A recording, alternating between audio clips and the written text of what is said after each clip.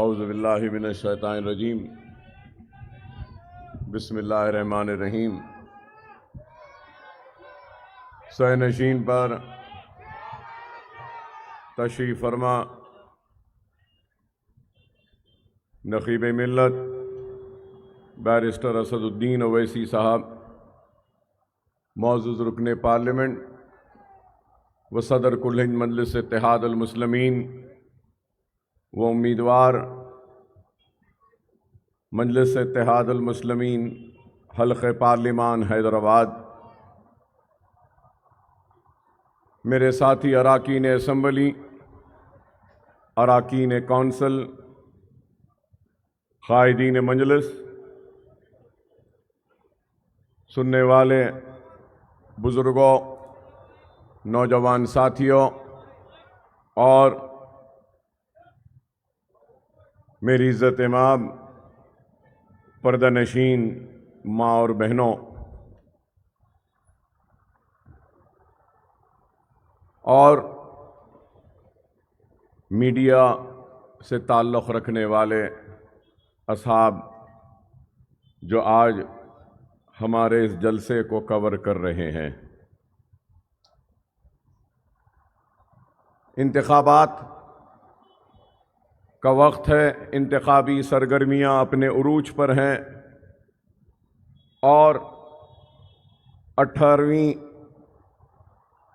Parliament के इस इंतखाब में हिंदुस्तान के हर शहरी को ये हक़ दिया गया है और इख्तियार है कि वो अपने हक़ राय दही के ज़रिए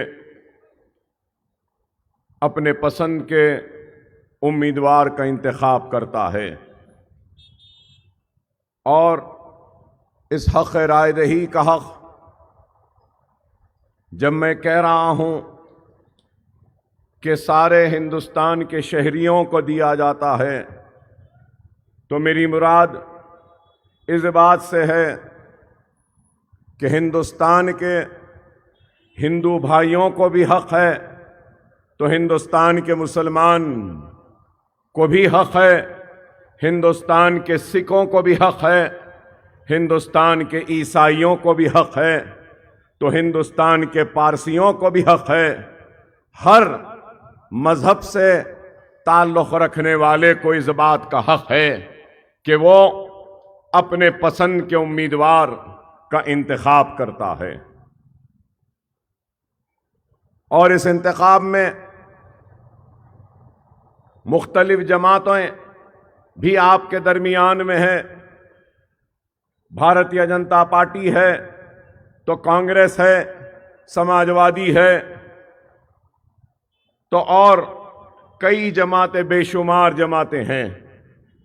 और इन जमातों में एक जमात मजलिस इत्तेहाद अल मुस्लिमीन भी है, और मजलिस इत्तेहाद अल मुस्लिमीन इस हैदराबाद की पार्लिमानी नशिस्त पर मुसलसल 1984 से लेकर आज तक 10 इंतखाबात में अवाम के एतमाद, अवाम के भरोसे और अवाम की दुआओं पर कामयाब उतरी। एक इलेक्शन नहीं, 2 इलेक्शन नहीं, 3 नहीं, 4 नहीं, 5 नहीं, 6 नहीं, 7 नहीं, 8, 9, 10 मरतबा अब तक मुसलसल अवाम का भरोसा, अवाम का एतमाद और अवाम की दुआएं मजलिस इत्तेहाद अल मुस्लिमीन के साथ रहीं। और अगर मैं ये बात कहूं तो शायद मेरी इस बात से कोई नासमझ इनकार करे या मुखालिफ मजलिस शायद मेरी इस बात से इनकार करे कि हमने इस 10 बरस में अपने कामयाबी के बाद मुसलमानों का काम किया तो हिंदुओं का काम किया, सिखों का काम किया तो ईसाइयों का काम किया, पारसियों का काम किया तो पिछड़े तबकात का काम किया, एससी का काम किया तो एसटी का काम किया, तो हमने बीसी का भी काम किया। हमारे दिल के दरवाजे हों या हमारे दफ्तर दारुस्सलाम के दरवाजे हों, हर किसी के लिए खुले थे, खुले हैं और खुले रहेंगे। हम तंगदामनी का शिकवा नहीं करेंगे, ना शिकायत करेंगे कि इसने हमको वोट दिया, इसने हमको वोट नहीं दिया। काम हमने सबका किया और हर एक की, हर मजलूम की आवाज को हमने ऐवानों में गूंजाया और हर मजलूम की फरियाद को हमने इख्तिदार आला के सामने पेश किया। मजलिस इत्तेहाद अल मुस्लिमीन की अपनी एक तारीख है कि मजलिस ने जिंदगी के हर शोबे हयात में काम किया, अवाम के दरमियान में रही और अवाम के दुख और तकलीफ में उनका साथ दिया।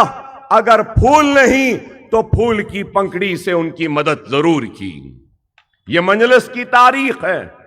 चाहे फिसादात हो या कोविड हो, वो तालीम का मैदान हो या वो माशी मैदान हो, मजलिस ने काम किया है। मजलिस पे तनकीद करने वालों का हम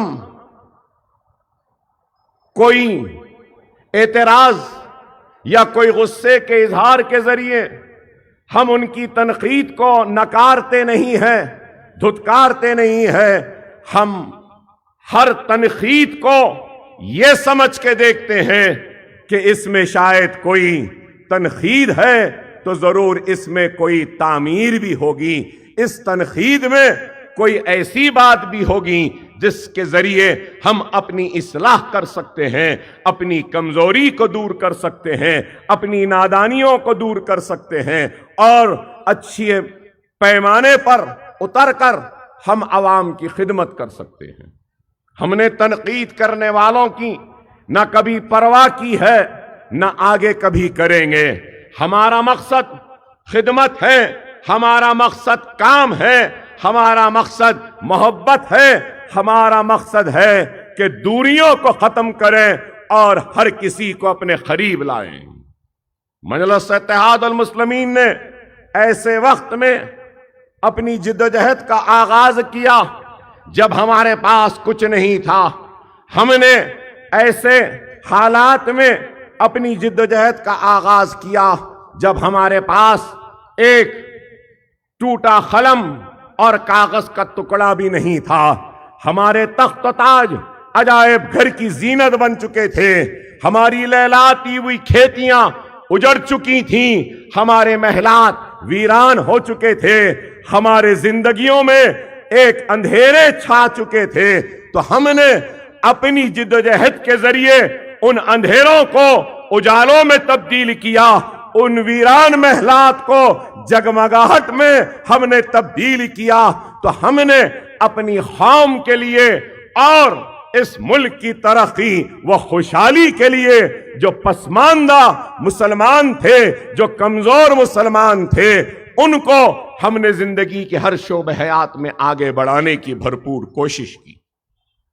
और मजलिस इत्तेहाद अल मुस्लिमीन की कामयाबियों में बहुत सारी कामयाबियां हैं। सबसे बड़ी और सबसे पहली अगर मजलिस की कामयाबी है तो 70 के दहे में दारुस्सलाम को हासिल किया।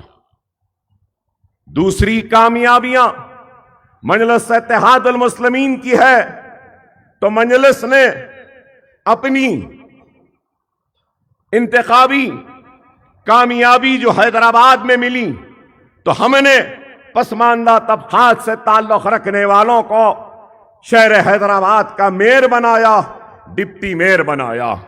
मजलिस की कामयाबियां जारी नहीं, हमने ऐवान पार्लियामेंट में कामयाबी हासिल की तो हमने अपनी सियासी जिद्दोजहद के जरिए तालीमी इदारों का जाल बिछाया।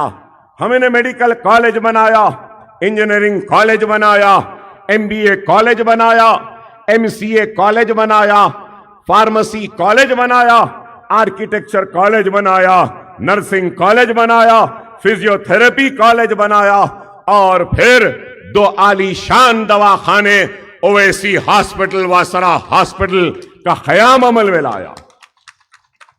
ओवैसी हॉस्पिटल 1000 बिस्तर से जायद, असरा हॉस्पिटल 1000 बिस्तर से जायद का दवाखाना, 2000 नहीं बल्कि अगर पूरे बेड्स को गिन लिया जाएगा तो ओवैसी और असरा हॉस्पिटल के बेड्स की तादाद 3000 होगी। 3000 बिस्तर हमने मुहैया किए बीमारों के इलाज के लिए। दवाखाने बनाए तो उन दवाखानों को कारोबार का जरिया नहीं बनाया, बल्कि उन दवाखानों के जरिए हमने खिदमत की। वो बीमार जो माशी परेशानियों से अपने बीमारी का इलाज कराने से महरूम रहता था, उन गरीबों को सस्ते से सस्ते इलाज का इंतजाम हमने ओवैसी व असरा हॉस्पिटल में किया।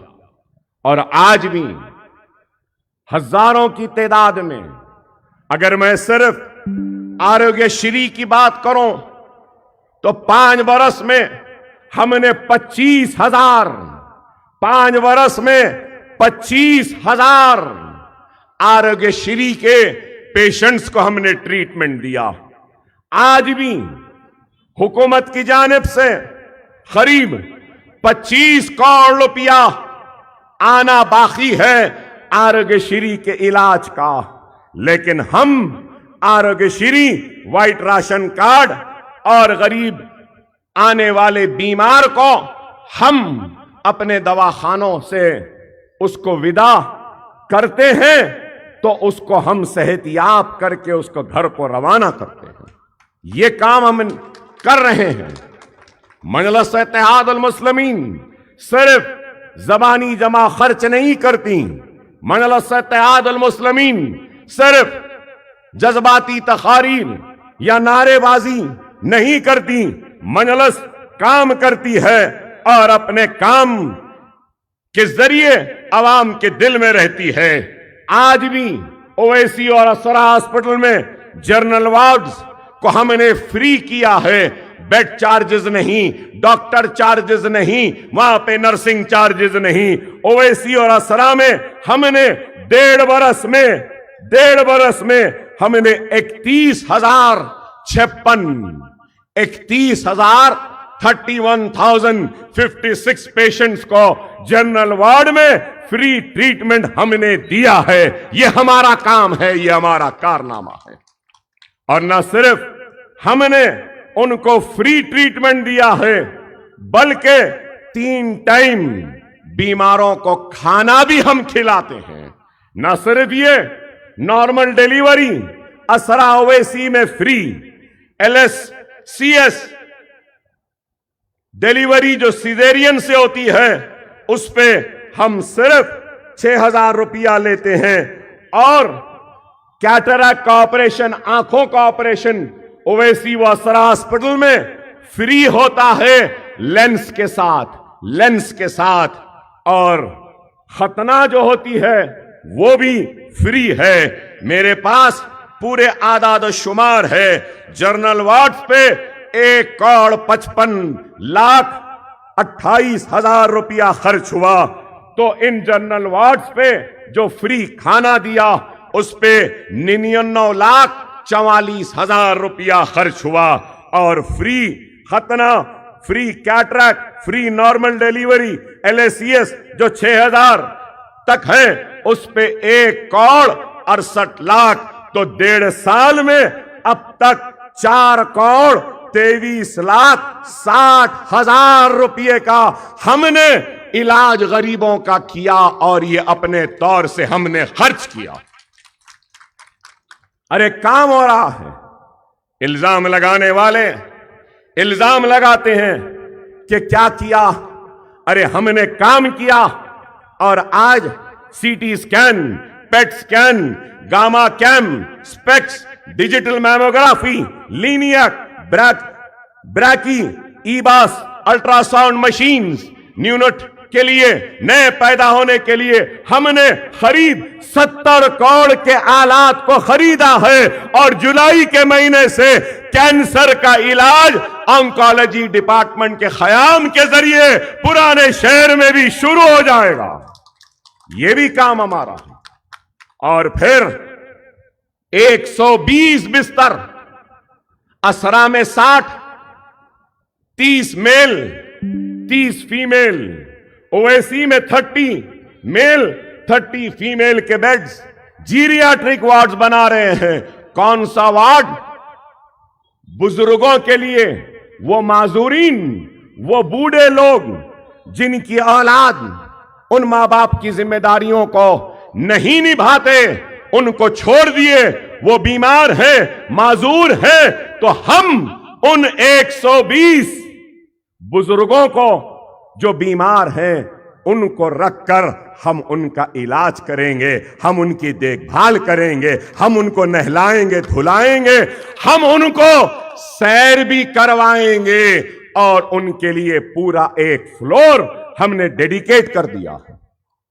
फिजियोथेरेपी डिपार्टमेंट आज गेट लैब के जरिए फिजियोथेरेपी डिपार्टमेंट हमारा ओवैसी हॉस्पिटल का पीडियाट्रिक केयर में, न्यूरो केयर में, कार्डियक केयर में, रेस्पिरेटरी केयर और ऑर्थो में एक सेंटर बना रहे हैं जहां पर आर्टिफिशियल लिम्स, हैंड्स, ये पूरे सब हम तैयार करेंगे और माजूरीन को देने का इंतजाम हम करेंगे। उनकी फिजियो कराएंगे, थेरेपी करवाएंगे और उन माजूरीन को अपनी जानिब से जितना हो सकता है मदद के जरिए, इलाज के जरिए फिर से उनको अपने पैरों पर खड़ाने का हम एक कोशिश कर रहे हैं। क्या ये काम नहीं है? बल्लागुड़े में एक और हेल्थ सेंटर आ रहा है। ये एक पायलट प्रोग्राम है जो हम कर रहे हैं।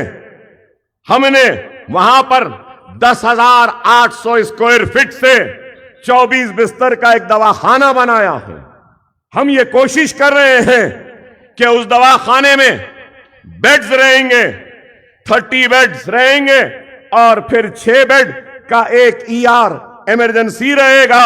वहां पे डायलिसिस का इंतजाम होगा, क्रिटिकल केयर होगा, वहां पर जनरल वार्ड्स होंगे और रोजाना वहां पे general medicine, general surgery, paediatric, gynaec, neuro, dental, physiotherapy का भी इंतजाम रहेगा। दिन में और शाम में सुपर स्पेशलिटी के OPs रहेंगे और उस छोटे से दवाखाने में एक्सरे भी रहेगा, CT स्कैन भी रहेगा, अल्ट्रासाउंड भी रहेगा, लैब्स भी रहेंगे, इमरजेंसी एम्बुलेंस भी रहेंगे और डे केयर फैसिलिटी भी रहेगी। अगर कोई पेशेंट बीमार हो रहा है तो हम अपने एम्बुलेंसेस के जरिए असरा वो ओवैसी को उनको शिफ्ट करेंगे। ये काम फिर आज लोग पूछते हैं कि मजलिस ने क्या काम किया। अगर ये हेल्थ सेंटर का पायलट प्रोग्राम अगर कामयाब हो जाता है तो शहर हैदराबाद के दूसरे इलाकों में भी हम ऐसे हेल्थ सेंटर्स, ऐसे दवाखाने बनाने का मंसूबा वो इरादा रखते हैं। अरे ये काम है, एक सोच है जिसको लेकर हम आगे बढ़ रहे हैं। आज इल्जाम लगाते हैं लोग के मजलिस क्या कर रही है। अरे मजलिस नहीं तो फिर कौन? 20,000 बच्चों को तालीम का इंतजाम करवाया है। ओवैसी स्कूल ऑफ एक्सीलेंस में 20,000 बच्चों को मुफ्त बगैर पैसों के तालीम का इंतजाम है। 20,000 कोई मामूली है? अरे 4 बच्चों को कोई नहीं पढ़ाता, अपने भाई बहनों के बच्चों को नहीं पढ़ाते, लेकिन अकबरुद्दीन ओवैसी 20,000 बच्चों के मुस्तकबिल को संवारने सजाने की फिक्र में लगा हुआ है। क्या यह काम नहीं है? कितने स्कूल हैं? अरे पहले एक स्कूल था नशेमन नगर में, दूसरा स्कूल अंबरपेट, तीसरा स्कूल रियासत नगर, चौथा स्कूल नरखी फूलबाग, 5वां स्कूल हाफिज बाबा नगर, 6वां स्कूल सलाला, 7वां स्कूल उमर कॉलोनी, 8वां स्कूल बल्लागुड़ा, 9वां स्कूल बारकस सलाला, 10वां स्कूल केजी टू पीजी बल्लागुड़े का कैंपस, 11वां स्कूल मुराद महल सालारे मिल्लत एजुकेशन के नाम से कैंपस बनाया, वहां पर मुगलपुरे में फख्र मिल्लत के नाम से।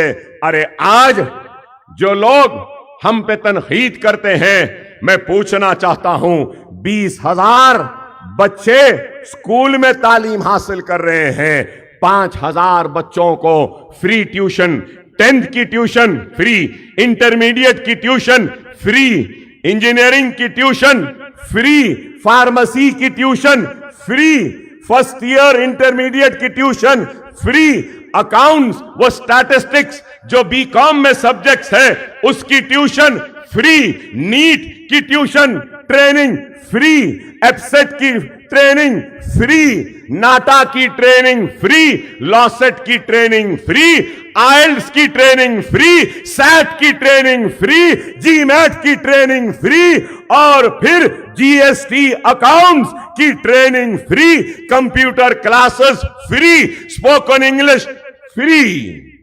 अरे आप बताओ, क्या ये काम नहीं है? कैसा काम है? साल में 12,000 खवातीन को सालारे मिल्लत एजुकेशन ट्रस्ट से हम ट्रेनिंग देते हैं। Beauty parlour, bridal makeup, computer, mehndi designing, fashion designing, sewing, spoken English और फिर अडल्ट एजुकेशन। इस साल अल्हम्दुलिल्लाह 42 साल की एक खवातीन, एक मोहतरमा ने 10th का इम्तिहान पास किया है। 35 साल की एक लड़की ने ग्रेजुएशन ओपन यूनिवर्सिटी से पास किया। क्या ये काम नहीं है? 12,000 खवातीन, 20,000 बच्चे, 5,000 कोचिंग के, और फिर इस साल जूनियर कॉलेजेस का भी आगाज हुआ। 2 जूनियर कॉलेज हमारे चल रहे हैं, करीब 1,000 बच्चे आएंगे जूनियर कॉलेज में। पहले साल में हमारे जूनियर कॉलेज में एक लड़की ने 97% मार्क्स लाए, ज़ूलॉजी में 60 आउट ऑफ 60, फिजिक्स में 60 आउट ऑफ 60, अरेबिक में 99, और हमारी बच्ची ने इंग्लिश में भी 100 मार्क्स लेकर आए। और वह लड़की क्या कोई कॉन्वेंट स्कूल की है, कोई हैदराबाद पब्लिक स्कूल की है, कोई ग्रामर स्कूल की है? नहीं, ये जूनियर कॉलेज में 97% लाने वाली Ayesha Ghani Owaisi school of excellence में 13 साल पढ़ने वाली स्टूडेंट है। क्या ये काम नहीं? क्या ये खिदमत नहीं? सिर्फ इल्जाम। महक सुल्ताना 91%, सानिया खातून 86%, ईमान बशीर 80। महक सुल्ताना, ये एक लड़की हमारे पास जो आई है 90% लाई है। सुनो सुनने वालों, ये 10 तक उर्दू मीडियम में पढ़ी और इंटरमीडिएट हमारे पास पढ़ रही है इंग्लिश मीडियम में। उर्दू मीडियम की बच्ची 91% मार्क्स लेकर आती है। तो आप बताओ, क्या काम नहीं है? अरे इल्जाम लगाने वालों, मेरे पास फेरिस्त है। शिफा तबस्सुम 80%, अस्मा खान 79, और फिर 79, 80। अरे मेरे पास इतनी बड़ी फेरिस्त है। हमारे 10th के रिजल्ट्स 90% के करीब आए, 90%। अरे बताओ, इल्जाम लगाने वालों। और ये साल और 2 जूनियर कॉलेजेस आ रहे हैं।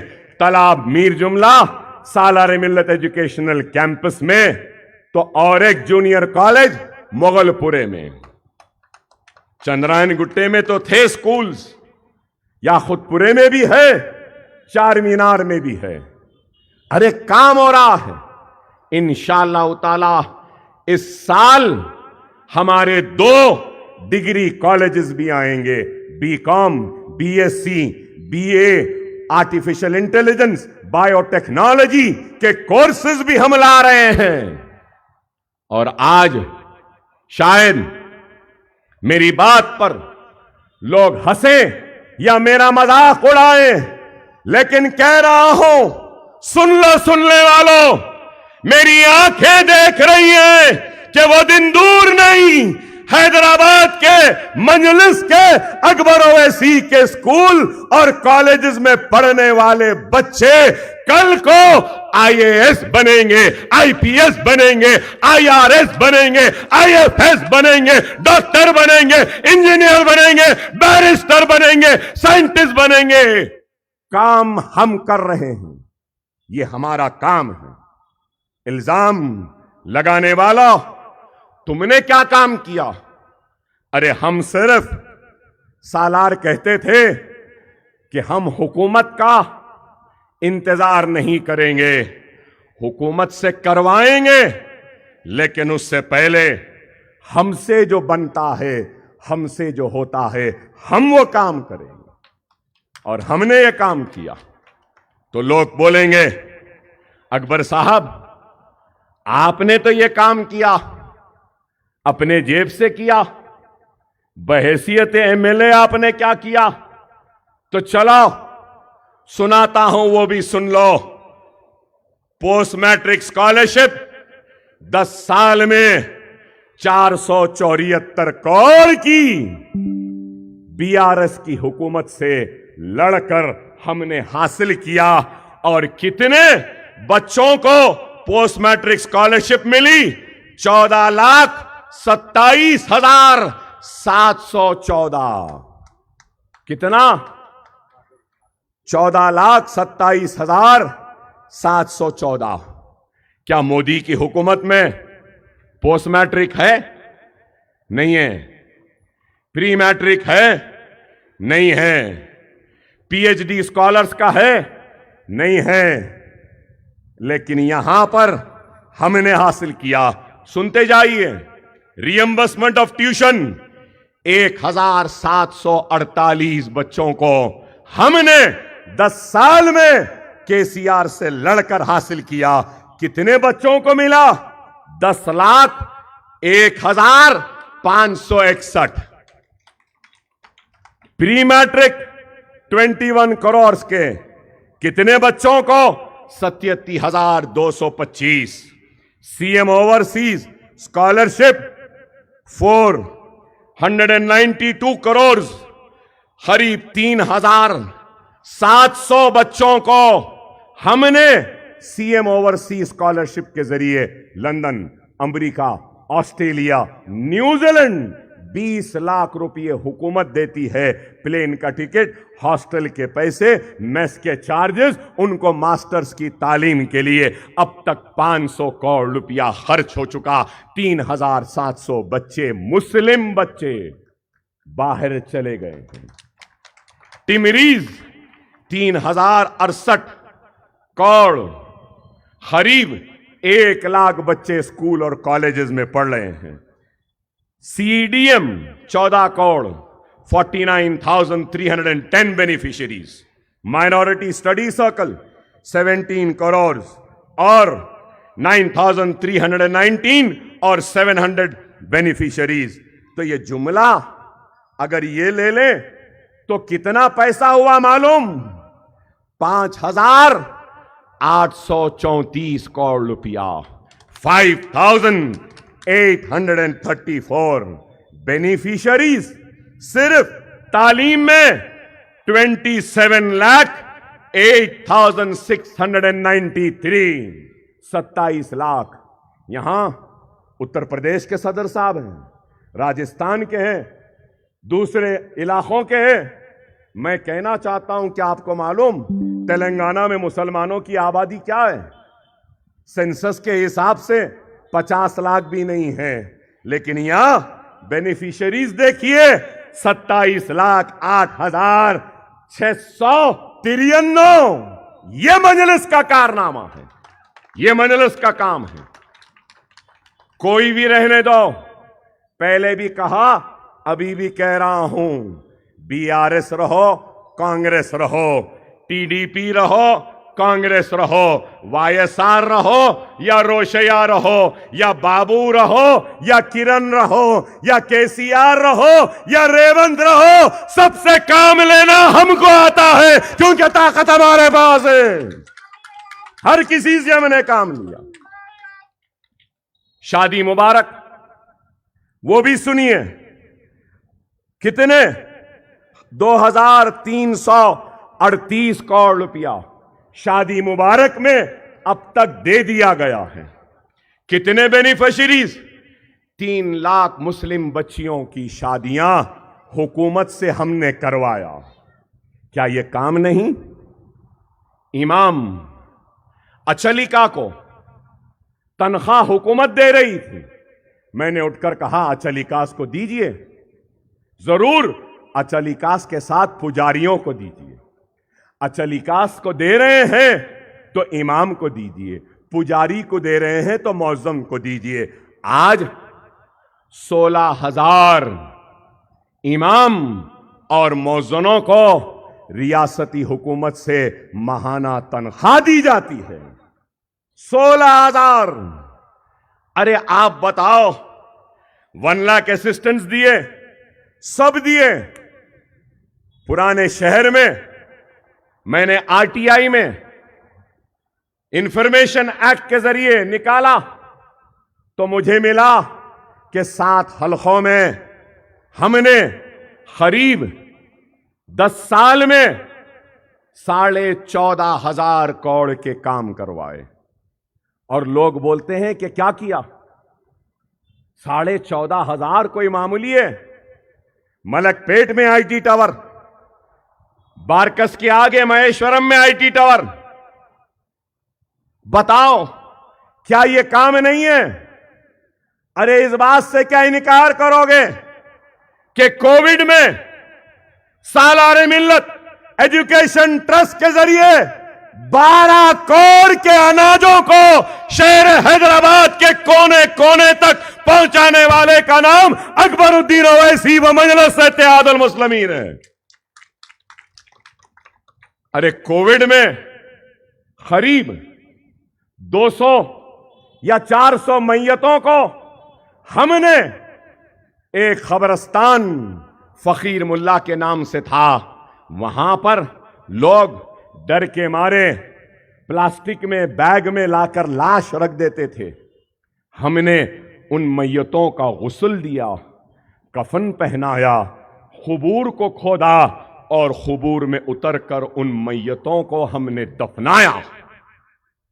क्या यह काम नहीं है? अरे आप बताओ, तूफान आया तो हमने काम किया, हमने ये नहीं देखा। सदर मोहतरम ने अपने तकरीर में कहा कि लाल दरवाजे की मंदिर के पुजारी ने कोविड के वक्त बेड के लिए फोन किया तो मैं सदर साहब से कि अखलाक सदर साहब वो कहना नहीं चाहते थे कि कहां बेड दिया। अरे लाल दरवाजे के उस मंदिर के पुजारी को कहीं पर बेड नहीं मिला तो सदर साहब ने मुझे बोला और मुझे बोलने के बाद हमने असरा दवाखाने में बेड देकर उनका इलाज करवाया और वो फिर असरा से सेहतयाब होकर गए। क्या ये काम नहीं? अरे इल्जाम लगाने वालों, थोड़ा तो देखो, समझो ये हमारा काम है, ये हमारी कारकर्दगी है और हमारा काम रुकने वाला नहीं है। लेकिन आज इस शहर हैदराबाद की पार्लियामेंट की नशिस्त में हमारा मुकाबला किससे है? बीजेपी से है। और बीजेपी पहले इलेक्शन में नारा लगाया था, क्या? गुजरात मॉडल का नारा लगाया था, अच्छे दिन का। तो मैं पूछना चाहता हूं, क्या अच्छे दिन आए? गुजरात मॉडल क्या हुआ? कौन सा गुजरात मॉडल? क्या गुजरात मॉडल का मतलब 2002 के फिसादात थे? या गुजरात मॉडल का मतलब बिल्किस बानो की इज्जत को लूटना था? क्या गुजरात मॉडल का मतलब क्या यह था कि हरीन पांड्या के जुल्म को दिखाना? क्या गुजरात मॉडल का मतलब यह था कि माया कोडनानी के मजालिम को दिखाना? क्या था? गुजरात में इलेक्शन हुए, मेरे पास तफसील है, हो चुके हैं गुजरात में इंतखाबात, लेकिन गुजरात के 6 गांव ऐसे हैं, 6 गांव गुजरात के ऐसे हैं जिन्होंने इलेक्शन का बायकॉट किया। मीडिया वाले ये नहीं बताते। अकबर ओवैसी ब्रदर्स कुछ बोले, बता दिए। मोदी मीडिया, गोदी मीडिया बड़े शौक से आज भी होंगे। खोलिए, कैमरेस को खोल दीजिए, बताइए ना ये भी, कब तक गुलामी करोगे? कब तक अपने कलम को गुलामी के दारू को पिलाकर गुलामी के साथ किसी एक की खिदमत करते रहेंगे? तुम हिंदुस्तानी हो, सारे हिंदुस्तानियों की हक बयानी करो। 6 विलेजेस क्यों नहीं दिए? साफ पानी नहीं, बिजली नहीं, बच्चों को स्कूल नहीं, दवाखाना नहीं, इसलिए इलेक्शन का बायकॉट। तो आप बताइए, गुजरात असेंबली में आदाद शुमार आए, हर दिन में 6 औरतों की इज्जत लुटती है। तो क्या यह गुजरात मॉडल है? गुजरात की हुकूमत ने 10 सालों में सिर्फ 2% बजट तालीम पे खर्च किया, सेहत पे 0.8 और तकरीबन 45% मजदूर गुजरात में नाखानदा हैं और मुख्तलिफ सर्वे के मुताबिक इनमें ज्यादातर मजदूर ने सिर्फ 5वीं जमात तक पास किया। वाह, क्या गुजरात मॉडल है! क्या यह गुजरात है? मैं पूछना चाहता हूं। और फिर दूसरे इलेक्शन में नारा लगाया, अब की बार चौकीदार। अब तीसरा इलेक्शन क्या है? अमृतकाल। मैं पूछना चाहता हूं, यह कैसा अमृतकाल है कि 40% से जायद मुल्क के ग्रेजुएट बेरोजगार हैं? यह कैसा अमृतकाल है? 30% IIT से पास होने वाले बेरोजगार है। यह कैसा अमृतकाल है? 38% इंजीनियरिंग ग्रेजुएट्स बेरोजगार हैं। यह कैसा अमृतकाल है? डॉलर आज 84 रुपये 80 रुपये के ऊपर हो गया है। यह कैसा अमृतकाल है? महंगाई तमाम रिकॉर्ड्स को तोड़ रही है। यह कैसा अमृतकाल है कि चावल महंगा हो रहा है? यह कैसा अमृतकाल है कि दाल महंगी हो रही है? यह कैसा अमृतकाल है कि तरकारी महंगी हो रही है? यह कैसा अमृतकाल है कि 2 करोड़ हिंदुस्तानी भूखे सोते हैं? यह कैसा अमृतकाल है? 16 करोड़ हिंदुस्तानियों को साफ पीने का पानी नहीं मिलता। यह कैसा अमृतकाल है कि 200 रुपये दिन को 20 करोड़ हिंदुस्तानी कमाता है? वाह रे अमृतकाल! क्या अमृतकाल! कैसा अमृतकाल! मुल्क की सरहदें महफूज नहीं। कैसा अमृतकाल!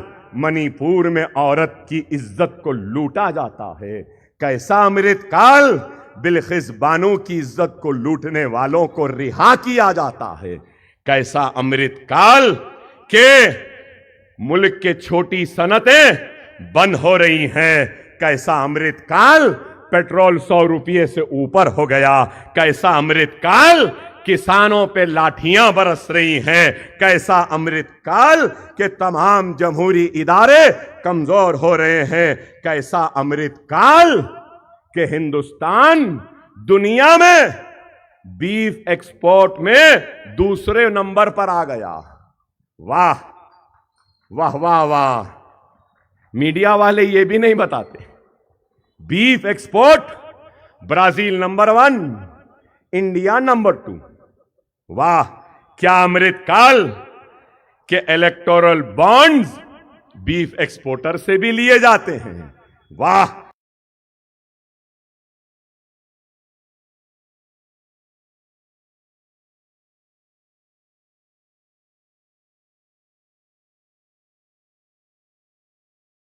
क्या अमृतकाल। अडानी को अंबानी को 2 भेज रहे ना, 8 टेम्पो मेरे को भेज देना, नहीं तो ये 2 पकड़ लूंगा। शायद होगा, हो सकता मैं गलत हूं, हो सकता है। अमृतकाल काला धन, अमृतकाल कितने 77,000 करोड़ लेकर भाग गए। मालिया गया, नीरव मोदी गया, चौकसी गया, कौन कौन की चले गए। क्या चौकीदार है? ना सीटी बजाया, ना डंडा उठाया। अमृतकाल 77,000 करोड़ लेके भाग गए। अमृतकाल चौकीदार 14 लाख करोड़ का कर्ज माफ कर दिया। काश ऐ चौकीदार कल के चाय वाले आज के वजीर आजम गरीब किसानों के कर्जों को माफ किया होता। क्या किया? नहीं किया।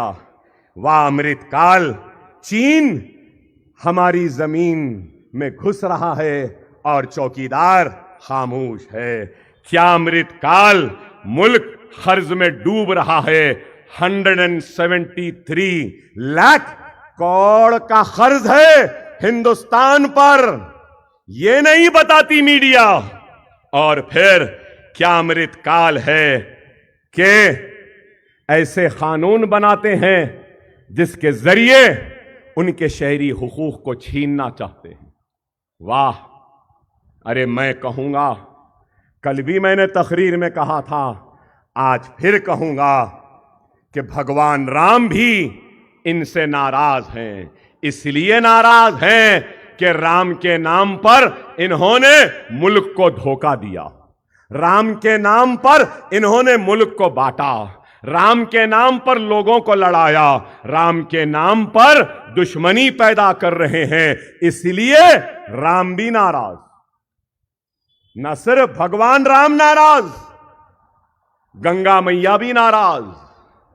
क्यों नाराज? गंगा मैया कह रही है चीख कर, तूने मेरी सफाई का वादा किया था, मगर मुझे फिक्र अपनी सफाई की नहीं, मुझे फिक्र है कि मोदी तू सबसे पहले अपनी सोच की गंदगी को साफ कर।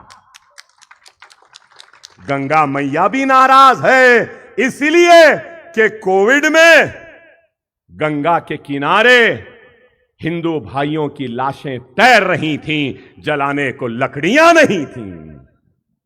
भारत मां भी नाराज है। क्यों?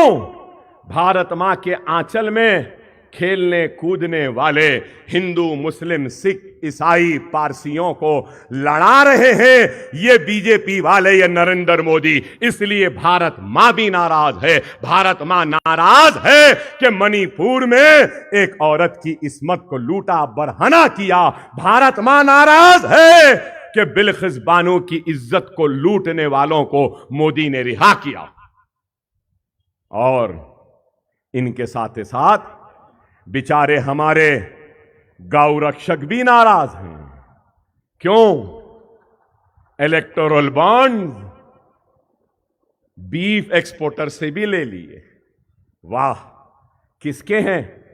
ये किसी के नहीं है, ना हिंदू के हैं, ना मुसलमान के हैं, ना सिख के हैं, ना ईसाई के हैं। अरे मैं तो ये कहूंगा कि वो लोग जो इस मुल्क के तकसीम के जिम्मेदार थे, उनकी रूहें, उनकी आत्माएं आज बीजेपी और नरेंद्र मोदी में दाखिल हो गई। उन्होंने लकीरें खींचकर इस मुल्क को बांटा था, तो ये नरेंद्र मोदी अपने नफरत की जबान के जरिए हिंदू, मुस्लिम, सिख, ईसाई, पारसी को बांट रहा है। मुल्क का मसला हिंदू मुसलमान है, मुल्क का मसला बेरोजगारी का है, महंगाई का है, बंद होती हुई सनतों का है। मुल्क का मसला पानी का है। आपको सुन के हैरत होगी, 1200 क्यूबिक लीटर पानी आसमान से बरसता है और वो पानी में से सिर्फ 33% पानी इस्तेमाल में आता है और करीब 70% पानी समुंदर में चला जाता है। कितने डैम बनाए? क्या एक भी बनाया? टुट्टा फुट्टा कमजोर जैसा भी हों दो, केसीआर ने कालेश्वरम बनाया तो ना, तुम एक बनाए बता दो, कुछ एक करे बता दो। नहीं, कुछ नहीं। बिजली आई? नहीं। 15 लाख आए? नहीं। नौकरियां आई? नहीं। मैन्युफैक्चरिंग सेक्टर में 5 करोड़ 10 लाख थे 2016-17 में, आज 3 करोड़ है, 2 लाख नौकरियां गायब हो गई। पानी का इस्तेमाल होगा तो सनत आएगी, रोजी आएगी, रुपये की कीमत बढ़ेगी। आज ये लोग कुछ नहीं करते, बस सिर्फ बातें करना। गैस कितनी महंगी? एक तरफ गैस महंगी हो रही है, दूसरी तरफ मोदी साहब कहते हैं मैं जा रहा था, एक आदमी को देखा वो नाले में पाइप डाल के गैस निकाल रहा था। अरे हमारे पास भी नाले बहुत है, आ जाओ निकालो। 1200 के सिलेंडर को 12 रुपये कर दो, कर दो। अरे आप बताओ कैसी बातें। 70 बरस की उम्र के बाद, मुझे मालूम मौसम भी सख्त है, सख्त है, गर्मी होता है, होता है। गर्मी के असरात दिख रहे हैं, कभी घुसपैठी कह रहे हैं तो कभी मंगलसूत्र की बात कर रहे हैं, कभी बच्चे पैदा करने वाले की बात कर रहे हैं तो कभी ओट जिहाद की बात कर रहे हैं। तो एक तड़ी पारी हैदराबाद को आया था। तड़ी पारी मतलब कौन? गुजरात के फिसादात का तड़ी पारी मौजूदा होम मिनिस्टर नरेंद्र मोदी हैदराबाद को आता है और कहता है रजाकार, कुरान, शरीयत। ए तड़ी पार, अपने वक्त के तड़ी पारी रजाकार कह रहा है हमको। बोल लो, खुशी से बोल लो, चीख चीख के बोलो। तुम बोलो मैं हंसूंगा, मुझे कुछ फर्क होने वाला नहीं है। मुझे रजाकार बोल लो, नौकरी दे दो। मुझे घुसपैठी बोलो, कोई बात नहीं, महंगाई कम कर दो। मंगलसूत्र छीन के मुझे देने की बात करने वाले, कोई बात नहीं, रुपये की कदर को बढ़ा लो। मारना है मार लो, हम मरने तैयार हैं, मिटने तैयार हैं, लेकिन हम झुकने तैयार नहीं हैं। ये वही लोग हैं जो हमको डराते हैं, धमकाते हैं।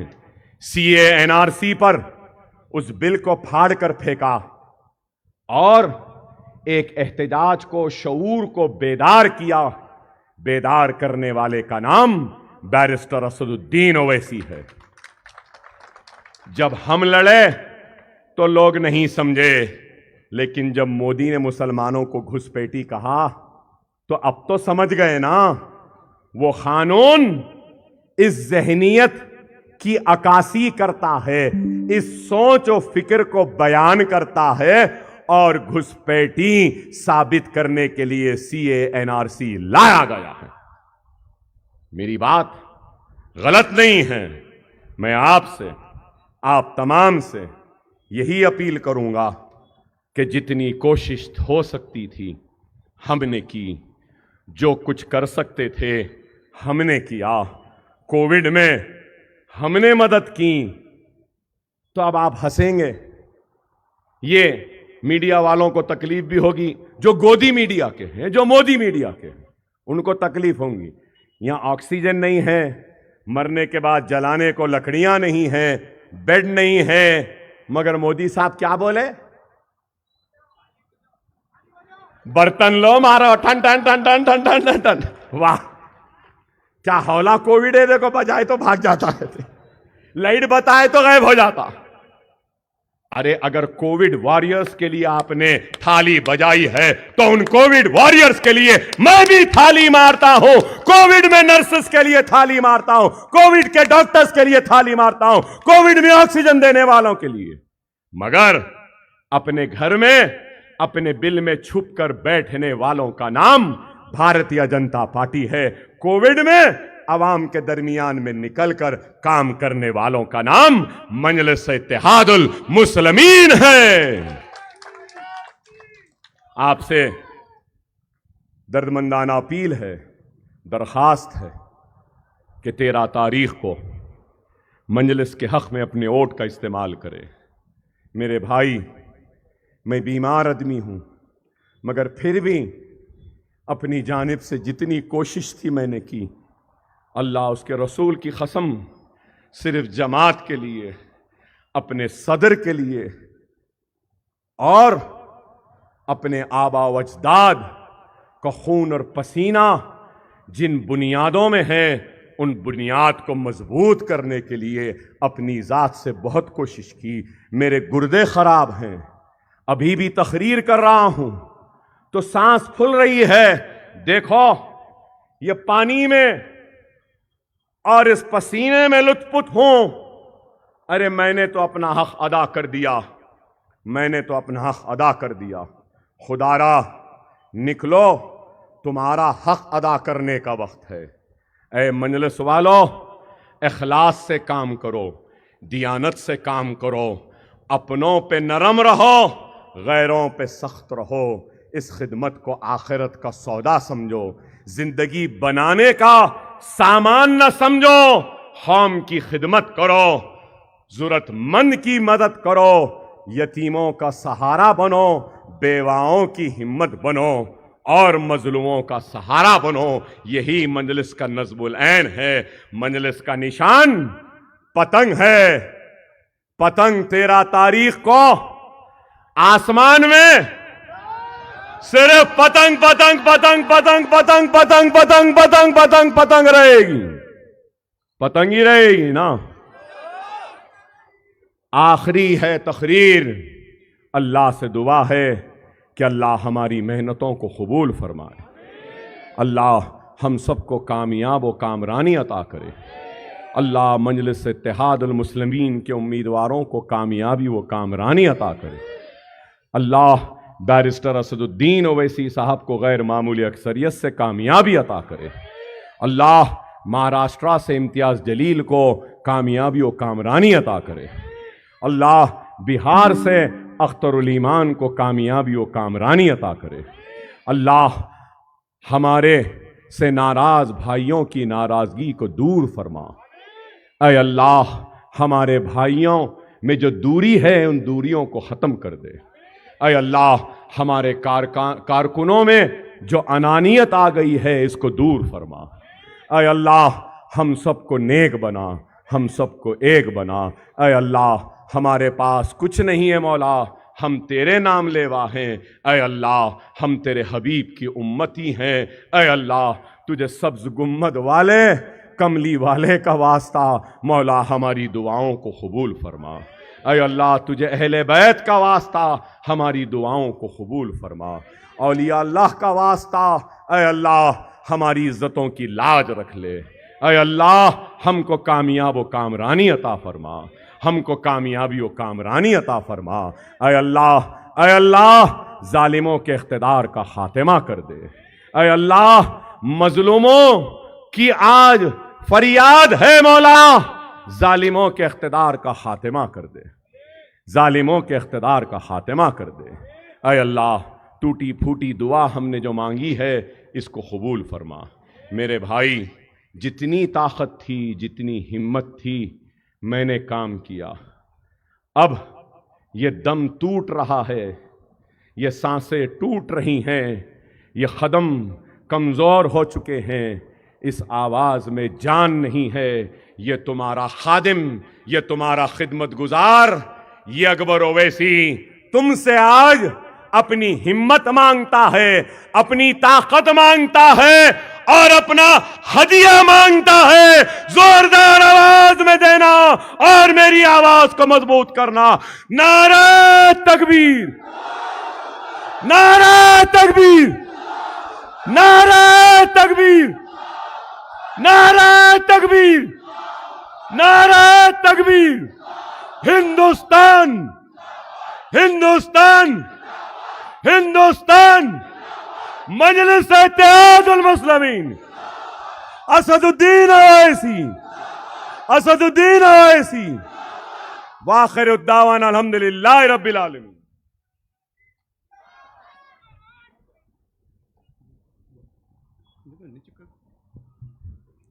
दिल वालों की बस्ती में एक कलंदर काफ़ी है, 100 नारों में एक नारा नारे हैदर काफ़ी है। चाय पिलाकर झूठ सुनाकर कब तक नफरत बेचोगे, जालिम तेरी नींद उलाने मेरा अकबर काफ़ी है। गर मिले इश्क नबवी बमिसले वैसे खरनी, गर मिले इश्क नबवी बमिसले वैसे खरनी, एक दीवाना काफ़ी है सारे ज़माने के लिए। हाज़रीन, आप 13 तारीख को वोट दीजिए। मैं इतना कहूँगा, 65 साल से आपके बुज़ुर्गों ने वोट दे के मजलिस को कामयाब किया। आप भी दीजिए, अपने नस्लों को बताइए, अपने बच्चों को बताइए कि बालिश भर की भी दूरी मजलिस से नामुमकिन है। आपकी बका और सबकी तरक्की इसमें है कि मजलिस से वाबस्ता रहें। मजलिस अल्लाह का इनाम है, अल्लाह की करामत है। आज अल्लाह का करम मजलिस पे है। बड़े बड़े सुरमा आके टक्कर लिए, लेकिन मजलिस अपनी जगह कायम है। कितने हुकूमतें आई बदल गई, लेकिन मजलिस अपनी जगह कायम है।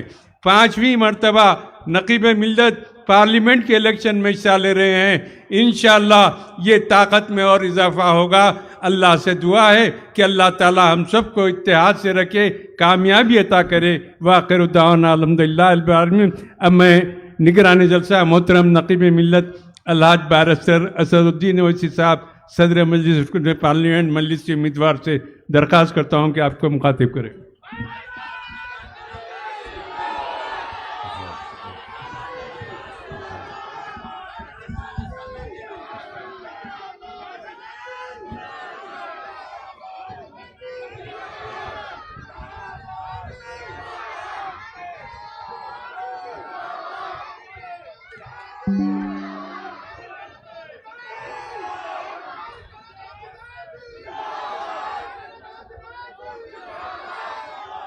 बिस्मिल्लाहिर्रहमानिर्रहीम।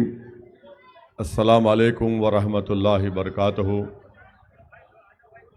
मोअज़्ज़िज़ हाज़रीन इकराम, बुज़ुर्गान कौम और मिल्लत,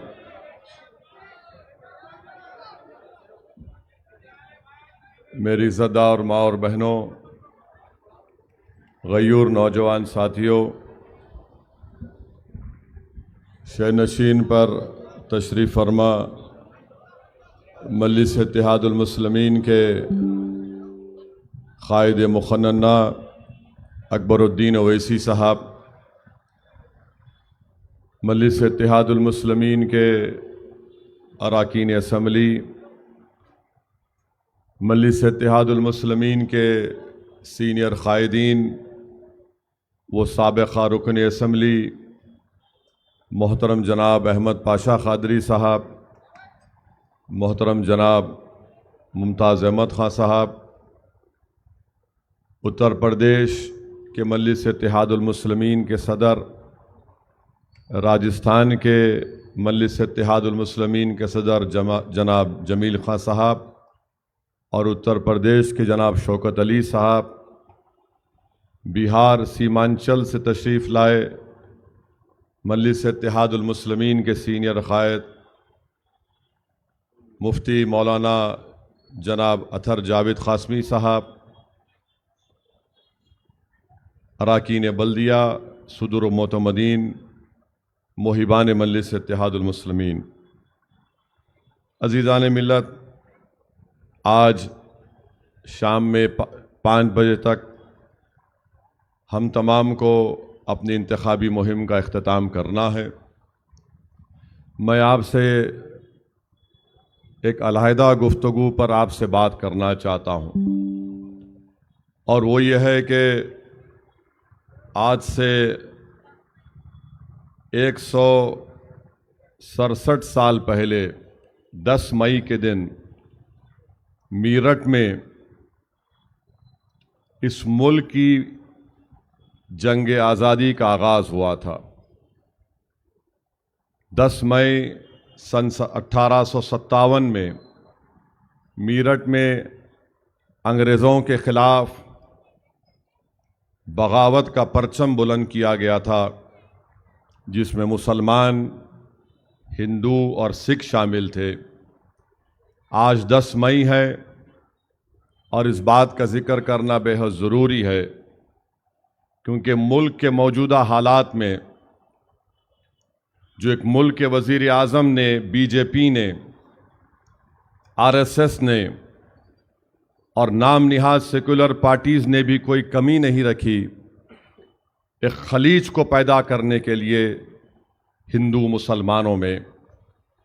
10 मई को 1857 को जंग आज़ादी की लड़ाई शुरू हुई। ग्वालियर में रानी लक्ष्मीबाई ने अंग्रेज़ों के ख़िलाफ़ लड़ा। उनके साथ कौन थे? रानी लक्ष्मीबाई के साथ गौस खान और खुदा बख्श थे। इन दोनों गौस खान और खुदा बख्श झांसी के किले को बचाते बचाते अंग्रेज़ों के ख़िलाफ़ अपनी जान दे दी। और ये मुनीरा बेगम कौन थी? झांसी की रानी की करीबी दोस्त थी। वो झांसी की रानी के साथ 18 जून को वो भी शहीद हो गई। 18 जून 1858 में वो भी ख़त्म हो गई।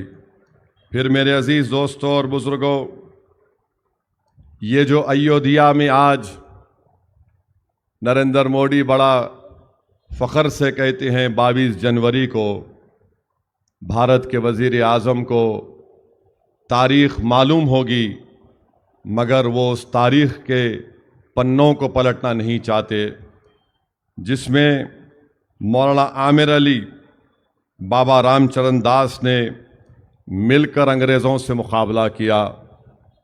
और जब ये गिरफ़्तार हुए तो अयोध्या में कुबेर टेला है, जो अभी उस जेल में है, एक इमली के झाड़ पर मौलाना आमिर अली और बाबा रामचरण दास को फांसी पर चढ़ा दिया गया। फैज़ाबाद में अचन खान और शंभू प्रसाद शुक्ला ने मिलकर अंग्रेज़ों से मुकाबला किया तो इनको पकड़ा गया और अचन खान और शंभू प्रसाद शुक्ला की गर्दनें मार दी गईं। कोटा मौजूदा राजस्थान में कौन थे? लाला जयदयाल और मेहराब खान, इन दोनों ने मिलकर अंग्रेज़ों से मुकाबला किया। और ये जो इन्फॉर्मर का सिस्टम आज भी है, मुखबिरों ने लाला जयदयाल और मेहराब खान को गिरफ्तार कराया। अंग्रेज़ों ने 17 सितंबर 1860 में लाला जयदयाल और मेहराब खान को फांसी दे दी। मौजूदा हरियाणा हमसी एक इलाका है, वहाँ पर जैन और मुसलमानों ने मिलकर अंग्रेज़ों से मुकाबला किया। हुकुमचंद जैन, मुनीर बेग ने अंग्रेज़ों के दांत खट्टे कर दिए। किसने गद्दारी की? हुकुमचंद जैन और मुनीर बेग के ख़िलाफ़। पटियाला का बादशाह, नभा का बादशाह, कपूरथला का वहाँ का ज़िम्मेदार, फिर पटौड़ी के जो बादशाह थे, इन्होंने उनके ख़िलाफ़ लड़ाई लड़ी। हुकुमचंद जैन और मुनीर बेग को गिरफ्तार किया गया।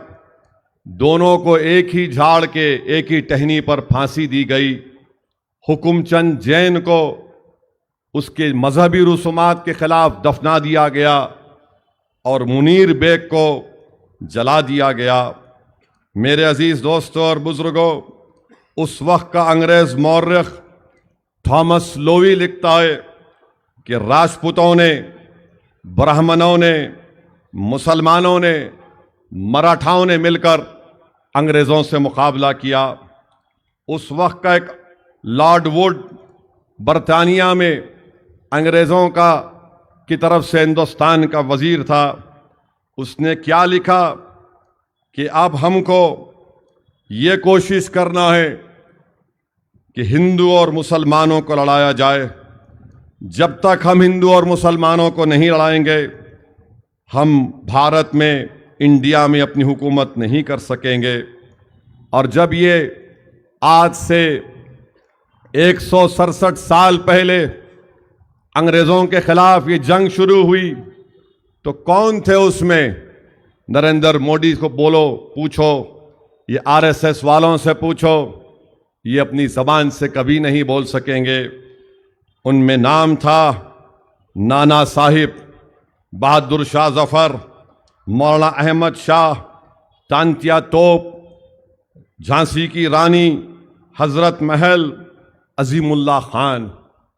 इन सब ने मिलकर अंग्रेज़ों के खिलाफ सन 57 में जंग आज़ादी को शुरुआत की। और यही अंग्रेज़ों का मिनिस्टर लॉर्ड वुड ने यह कहा कि अब भारत पर अगर हमारा कब्जा बरकरार रखना है तो हिंदू और मुसलमानों को लड़ाना पड़ेगा। तो लॉर्ड वुड ने टू नेशन थ्योरी की बुनियाद डाली और उसके बाद टू नेशन थ्योरी लिखने वाले वो किताब थी जो अंग्रेज जेल में बैठकर 6 मरतबा माफ़ी की भीख मांगा, वो टू नेशन थ्योरी की बात करता है। किसने कहा कि Muslims and Hindus are two different nation? क्या हमने कहा? इस बात को नहीं कहा। मेरे अजीज दोस्तों और बुजुर्गों, ये हम याद दिलाना चाहते हैं भारत के वजीर आजम को, बीजेपी वालों को जो कह रहे हैं कि मजलिस कोर्ट देंगे तो पाकिस्तान कोर्ट देने के बराबर है। अरे आपको शर्म नहीं आती? टू नेशन थियरी की बात तुम लोगों ने की, तुम्हारे हीरो ने की कि Hindus and Muslims are a different nation. तुम्हारे हीरो ने लिखा था अपनी किताब में। अरे हम तो आज भारत में है और रहेंगे। तुम सुन लो मेरी इस बात को, हम इसी जमीन में पैदा हुए और इसी जमीन में जाएंगे। सुन लो बीजेपी, आरएसएस, नरेंद्र मोदी, अमित शाह, अब दूसरी हिजरत कभी नहीं होगी इंशाअल्लाह ताला। हम इसी वतन में रहेंगे। मसाइब और मुश्किलात का हिम्मत और सब्र और इस्तिक़साल से और इत्तिहाद की ताकत से मुकाबला करेंगे। तुम्हारे जुल्म का जवाब हम सियासी इख्तिदार में आकर करेंगे। तुम्हारे नाइंसाफी का जवाब हम पार्लियामेंट में अपने अराकीन को कामयाब करके करेंगे। तुम अगर हमारी आवाज़ों को दबाना चाहोगे तो हम वोट के जरिए अपनी आवाज़ों को हिंदुस्तान के पार्लियामेंट में भिजाएंगे। तो मेरे अजीज दोस्तों और बुजुर्गों, मैं तेलंगाना की आवाम को, भारत की आवाम को और यहाँ पर मौजूद सरजमीन हैदराबाद, औरंगाबाद की आवाम को याद दिलाना चाहता हूँ कि अंग्रेज़ों के खिलाफ हमने लड़ा, हिंदू और मुसलमान और सिखों ने साथ मिलकर लड़ा। आज जो ताकतें इस मुल्क में नफरत की दीवारों को उठा रहे हैं, मैं आज आपको कहना चाह रहा हूं कि आओ मिलकर उन ताकतों को शिकस्त देंगे जो पिछले 10 साल में मुसलमानों को खतरा बनाकर वोट हासिल करते हैं। मेरे अजीज दोस्तों और बुजुर्गों, आज नरेंद्र मोदी वजीर आजम है और इंशाअल्लाह ताला कल वो नहीं रहेंगे, अल्लाह ने चाहा तो। मगर अगर वो वजीर आजम बनेंगे तीसरी मर्तबा तो मेरी बात को जहन नशीन कर लीजिए कि 17 करोड़ मुस्लिम अक़लियत को बली का बकरा बनाएंगे। वो हर चीज का जिम्मेदार असदुद्दीन ओवैसी को करार देंगे। इसीलिए मेरे अजीज दोस्तों और बुजुर्गों, आज आपको मैं दावत दे रहा हूं, गुजारिश कर रहा हूं कि 13 मई के दिन अपने के कोर्ट का सही इस्तेमाल करिए। ये हरगिज मत समझो कि आप असदुद्दीन ओवैसी को वोट दे रहे हैं। मेरी आपसे ये गुजारिश है कि आपने हमेशा जमात को कामयाब किया। मैं आपको बताना चाह रहा हूं एक वीडियो मैंने देखा, मैं चाहूंगा उस ज़ईफ बुजुर्ग मुसलमान की तड़प को सुनो आप, उसकी बेबसी को सुनो आप, जिसका वीडियो आज वायरल हो रहा है।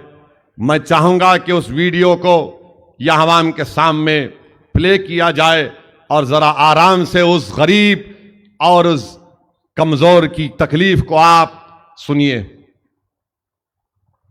हमारा वतन है, हमारे बाप दादा यहीं दफन हुए और यहीं हमारे बच्चे दफन होंगे। हम नहीं कहीं जाएंगे। हमसे कहते भागो पाकिस्तान, हम पाकिस्तान के नहीं हैं, हम हिंदुस्तान के हैं, समझे? क्या बताऊं आपको, रोटी मिलना मुश्किल हो रही है। बहू बेटे कहते रोटी नहीं है तुम्हारे लिए, कहाँ जाऊं? हम सड़क पर जाऊं, भीख मांगू जाके? कोई सहायता नहीं मिलती कोई है? सहायता नहीं मिलती है। कोई सरकारी मदद नहीं मिली आपको? साथ का मदद है, भागते हैं मेरोली जाते हैं दवाई लेने पर, बच्चे को सुनते नहीं है। क्या करूं, पैसा नहीं है, पैदल जाना पड़ता है। चले गाड़ी पे लोग बिठा के जाते हैं। अंकल जी आप मैं कहाँ जाऊंगा, मैं कहाँ जाऊं बताइए? मेरे साथ का मदद है, एक फेफड़ा खराब हो चुका, हम कहाँ जाए बताओ? मैं उठे भी कैसे तुम भागोगे बताइए, हम किधर जाए? अब वो मोदी का लगाओ, उनका बयान।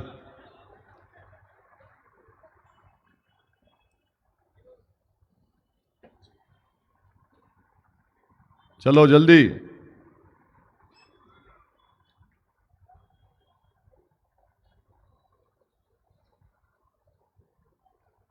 है नहीं है?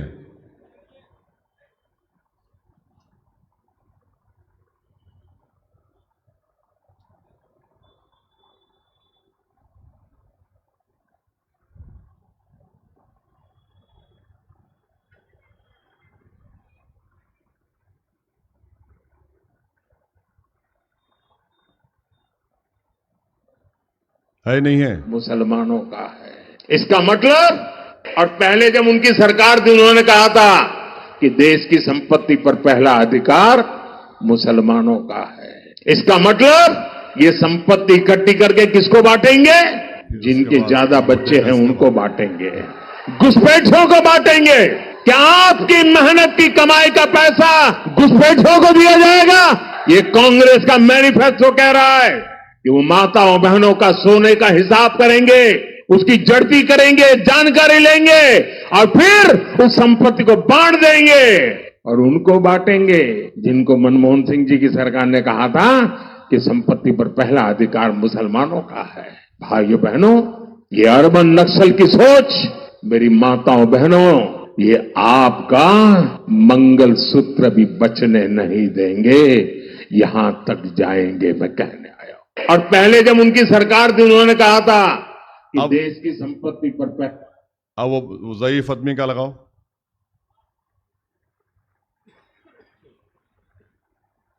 हमारे बाप दादा यहीं दफन हुए और यहीं हमारे बच्चे दफन होंगे। हम नहीं कहीं जाएंगे। हमसे कहते भागो पाकिस्तान, हम पाकिस्तान के नहीं हैं, हम हिंदुस्तान के हैं, समझे? क्या बताऊं आपको, रोटी मिलना मुश्किल हो रही है। बहू बेटे कहते रोटी नहीं है तुम्हारे लिए, कहाँ जाऊं? हम सड़क पर जाऊं, भीख मांगू जाके? कोई सहायता नहीं मिलती कोई है? सहायता नहीं मिलती है। कोई सरकारी मदद नहीं मिली आपको? साथ का मदद है, भागते हैं मेरोली जाते हैं दवाई लेने पर, बच्चे को सुनते नहीं है। क्या करूं, पैसा नहीं है, पैदल जाना पड़ता है। चले गाड़ी पे लोग बिठा के जाते हैं। अंकल जी आप मैं कहाँ जाऊंगा, मैं कहाँ जाऊं बताइए? मेरे साथ का मदद है, एक फेफड़ा खराब हो चुका, हम कहाँ जाए बताओ? मैं उठे भी कैसे तुम भागोगे बताइए, हम किधर जाए? मेरे भाई, मेरे बुजुर्गों, वजीर आजम 130 करोड़ अवाम का वजीर आजम होता है। वजीर आजम किसी एक समुदाय का, मजहब के मानने वालों का नहीं होता है। हमारे मुल्क के वजीर आजम वो वाहिद वजीर आजम है।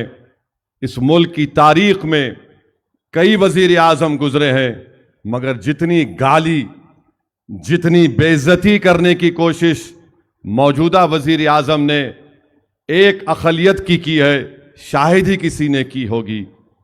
एक तरफ कह रहे हैं कि हम घुसपैठी हैं, बच्चे ज्यादा पैदा करते हैं और हमारे हिंदू बहनों के गलों से मंगलसूत्र छीनकर मुसलमानों को दिया जाएगा। बताइए। और दूसरी तरफ एक ज़ईफ 70 साल का बूढ़ा कह रहा है कि हम पाकिस्तान कैसे जाएंगे, नहीं जाएंगे, हमारा वतन। वो पुकार कर कह रहा है कि हमारा कोई पूछने वाला नहीं है।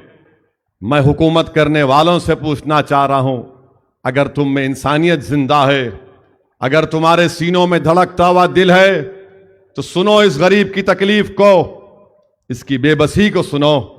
मेरे अजीज दोस्तों और बुजुर्गों, याद रखो, आज अगर हम अपनी आवाज को नहीं उठाएंगे, अगर हम जुर्रत के मजाहरे नहीं करेंगे, तो कल ही आने वाली नस्ल और आपके बच्चे कहेंगे कि अब्बा, अम्मी, चचा, मामू, जब ये आवाजें उठ रही थी, हमको जलील और रुस्वा किया जा रहा था, तो कहां गई थी आपकी जुर्रत? तो अपनी जुर्रत को जिंदा रखो और इस जुर्रत के तहत मुत्तहदा तौर पर अपने वोट का इस्तेमाल करिए। मैं हमारे हिंदू भाई बहन से भी कहना चाह रहा हूं, दलितों से कहना चाह रहा हूं कि मुसलमान एक गैरतमंद है, मगर मुसलमान कभी भी किसी हाल में किसी हिंदू बहन के गले से उतरा हुआ मंगलसूत्र कबूल नहीं करेगा। हम हरगिज इसको कबूल नहीं करेंगे।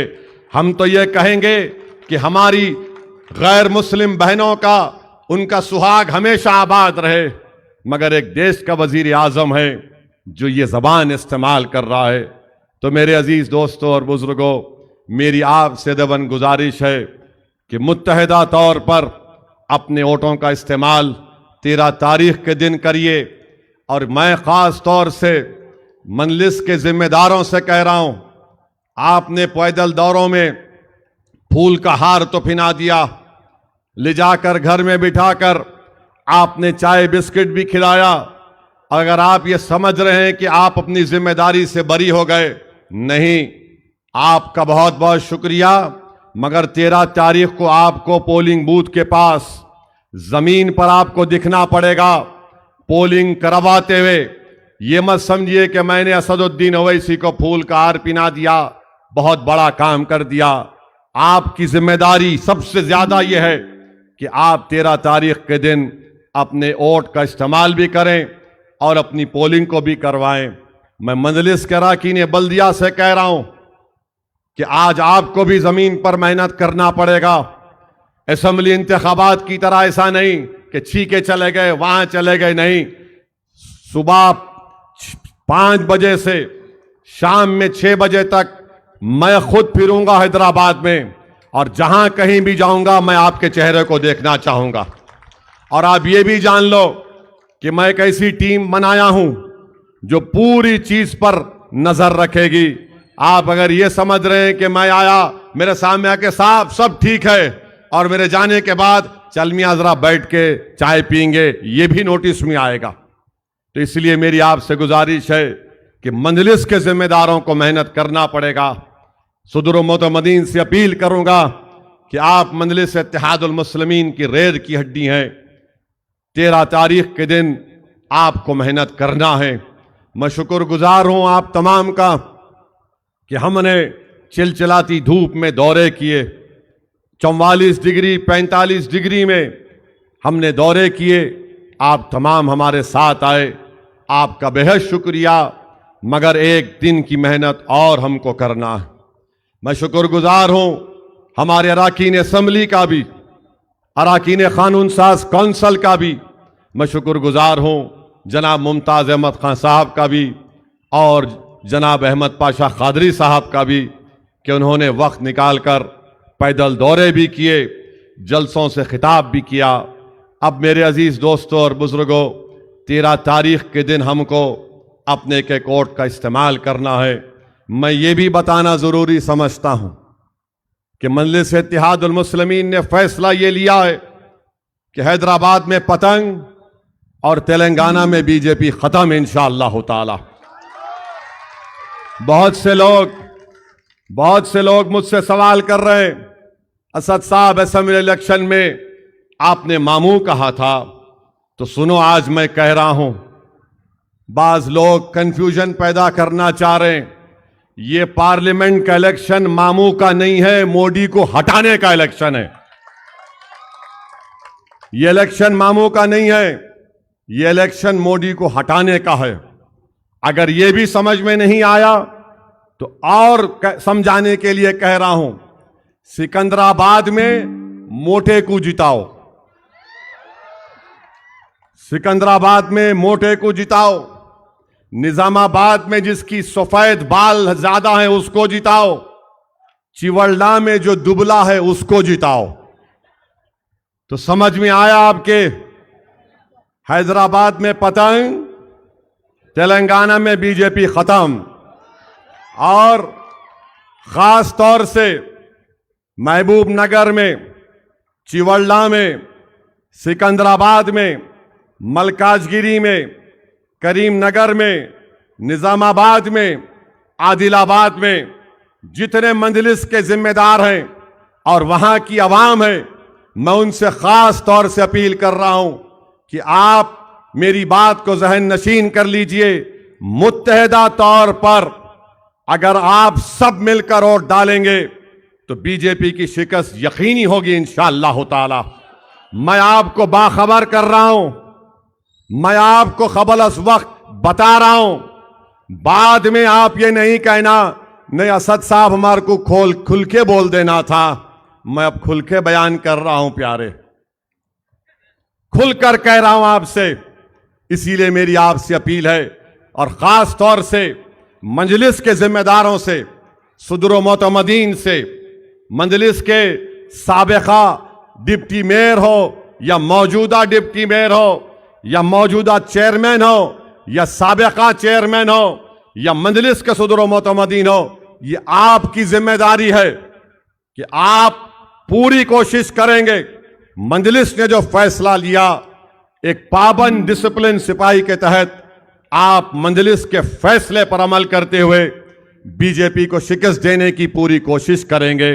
रहा सवाल ये बीजेपी का, तो एक कैसे वजीर आजम है जो कहती हैं कि मंगलसूत्र छीनकर हिंदू बहनों का मुसलमानों को दिया जाएगा। भारत के वजीर आजम, क्या आपको नहीं मालूम कि रिजर्व बैंक ऑफ इंडिया ने कहा कि 5 साल में 2019 से 2024 तक भारत की खवातीन ने 1 लाख करोड़ रुपए का सोना गिरवी रखाकर बैंक से पैसे हासिल किए। नरेंद्र मोदी, कहां गई आपकी नारी शक्ति, कहां गई आपकी औरतों से मोहब्बत? और जब कोई खातून, कोई महिला अपना सोना बैंक में रखाती है तो कलेजे पर पत्थर रखकर रखाती है, क्योंकि वो उसकी मां की निशानी होती है या खानदान की निशानी होती है। कोई एक्सीडेंट हुआ, पैसे नहीं है। बच्चे की कॉलेज की फीस भरना है, पैसे नहीं है। कोई मर गया, कर्जा देना है, कमाने वाला मर जाता है। बताओ भारत के वजीर आजम, आप तो कहते हैं ना कि मैं गरीबी से निकल कर आया, मैं चाय बेचता था, तो फिर ये गरीबों की तकलीफ क्यों तुम महसूस नहीं कर रहे हो वजीर आजम मोदी? बल्कि सुनो, मैं हमारे हिंदू भाई बहन से कहना चाह रहा हूं, दलितों से कहना चाह रहा हूं, बैकवर्ड क्लास के जिम्मेदारों से कहना चाह रहा हूं, 10 साल में नरेंद्र मोदी ने बैंकों से 6,000 करोड़ का कर्जा अपने चाहने वालों को दिलाया। जो लोग मोदी को असदुद्दीन ओवैसी की नफरत की बुनियाद पर वोट दे रहे हैं, अरे पागलों, कभी तुम्हारे घर में भी तो झांक कर देख लो कि तुम्हारी बहन के पास नौकरी है या नहीं। कभी झांक कर देखो कि तुम्हारे बैंक में कितने पैसे आए। कभी झांक कर देख लो कि तुम्हारी मां कितनी खुश है। तुमको अगर बीजेपी, आरएसएस, ओवैसी की नफरत दिलाती है तो तुम नफरत करो, मगर कभी अपने गिरेबान में भी तो झांक के देख ले प्यारे कि तूने क्या पाया 10 साल में। अगर तूने ये पाया कि मैंने ओवैसी की गाड़ी पर गोलियां चलाई, फिर से चला, मैं मरने को तैयार हूं, मगर ये तो बता कि मेरे मरने से तुझे जिंदगी मिलेगी, मेरे मरने से तुझे नौकरी मिलेगी। मस्जिद और मंदिर का झगड़ा करने से तेरी बहन के शादी का इंतजाम होगा? बताओ, यही तो बीजेपी कर रही है। इसीलिए हम आपसे अपील कर रहे हैं कि इन बातों पर गौर करिए। ये जो नफरत का सैलाब उठाने की मोदी कोशिश कर रहे हैं और जो भारत से मोहब्बत करते हैं, जो राष्ट्रवाद की बात करते हैं, नेशनलिज्म की, कौमियत की बात करते हैं, अरे तुम्हारा कैसी मोहब्बत है? क्या तुम्हारा नेशनलिज्म है कि 2000 स्क्वायर किलोमीटर पर चीन की फौज भारत की जमीन पर कब्जा करके बैठ गई और ये हमारे वजीर आजम उनको निकाल कर फेंकते भी नहीं है, बोलते तक भी नहीं है चीन के बारे में। 65 पेट्रोलिंग पॉइंट में से 25 पर हमारी फौज पेट्रोलिंग नहीं कर सकती। वो जो एक मशहूर पिक्चर आई थी एक्टर की, जिसमें एक तालाब, खूबसूरत तालाब दिखाया गया था। नरेंद्र मोदी, मैं चैलेंज कर रहा हूं, मैं जाना चाहता हूं डेमचाक और उस तालाब को। आप चलो मेरे साथ, हम मीडिया के लोगों को ले जाकर दिखाएंगे कि चीन बैठा हुआ है वहां पर। हम अपनी जमीन को खो दिए 2000 स्क्वायर किलोमीटर की। चीन की बारे में बात करो तो नरेंद्र मोदी बोलेंगे ये एंटी नेशनल है, ये पाकिस्तानी है। अरे नरेंद्र मोदी और उनके चाहने वालों, पाकिस्तान का तुम नाम लेते हो, मगर तुम जितना पाकिस्तान का नाम लोगे तुम उतना भारत की तौहीन करोगे। पाकिस्तान इतना है, सिर्फ इतना है पाकिस्तान, भारत इतना है, इतना है भारत। अब आप बताओ कि 56 इंच का सीना रखने वाला वजीर आजम पाकिस्तान की मिसाल देता है। मोदी, अगर देश से मोहब्बत है तो चीन से मुकाबला करो। अमेरिका की तरक्की को बताओ, ये तरक्की लेकर आएंगे। मगर खाली विकसित भारत, विश्वगुरु, 5 ट्रिलियन इकोनॉमी, चंद्रयान 3, ये सब चले गया। क्या आ गया एजेंडे में? मुसलमान खतरा है, जिहादी है। मोदी कह रहे हैं कि क्रिकेट मैच में रिजर्वेशन मिलेगा। मोदी कह रहे हैं कि रिजर्वेशन खतरा है। अरे वजीर आजम, कितना झूठ बोलते हैं आप। तेलंगाना, आंध्रा में रिजर्वेशन मिल रहा है तो मजहब की बुनियाद पर नहीं, बल्कि पीएस कृष्णन थे, एक मशहूर एंथ्रोपोलॉजिस्ट थे, रिपोर्ट बनाई और कहा कि मुसलमानों में ये जो बरादरियां हैं इनको मिलेगा, ये बरादरियां उनको नहीं मिलेगा। क्यों आपको नफरत है? अगर एक गरीब ऑटो वाले मुसलमान का बच्चा डॉक्टर बन रहा है, मोदी जी आपको क्यों नफरत है? अमित शाह आपको अगर ठेला बंडी पर फ्रूट बेचने वाले की बेटी आरडीओ बन रही है, क्यों आपको नफरत है कि पंचर की दुकान बनाने वाले का बेटा या बेटी JEE के इम्तिहान में क्वालिफाई कर रहे हैं? मेरे अजीज दोस्तों और बुजुर्गों, सिर्फ नफरत फैलाने का काम बीजेपी कर रही है। अब दिखाने के लिए कुछ नहीं है तो आप सिर्फ अपने ओरिजिनल एजेंडे पे आ गए। चुनाव जितना आगे बढ़ेगा, इंतखाबात, मोदी और बोलते जाएंगे। मोदी बोले कि बीआरएस और कांग्रेस ने हैदराबाद को, मजलिस को लीज पे दे दिया। भारत के वजीर आजम हैदराबाद पार्लिमानी हलके में मुसलमान भी रहते हैं, दलित भी रहते हैं, आदिवासी भी रहते हैं, हिंदू भी रहते हैं, यहां पर मराठे रहते हैं, मारवाड़ी लोग रहते हैं, लोध लोग रहते हैं। अरे इतने लोग यहां पर रहते हैं, आज आप कह रहे हैं कि हम लीज पर ले लिए। नरेंद्र मोदी, आपने अपने 5-10 साल में मोदी ने क्या किया? पूरे एयरपोर्ट अपने राइट के चेले को दे दिए। पूरे बड़े बड़े डेवलपमेंट के प्रोजेक्ट्स जिसने 8,000 करोड़ रुपए इलेक्ट्रल बॉन्ड में दिए, उनको दे दिए। और मोदी बोल रहे हैदराबाद को लीज पे दे दिया गया। इंशाअल्लाह ताला मोदी, 13 मई के दिन आप देखेंगे तुमने हैदराबाद की आवाम की तौहीन की है।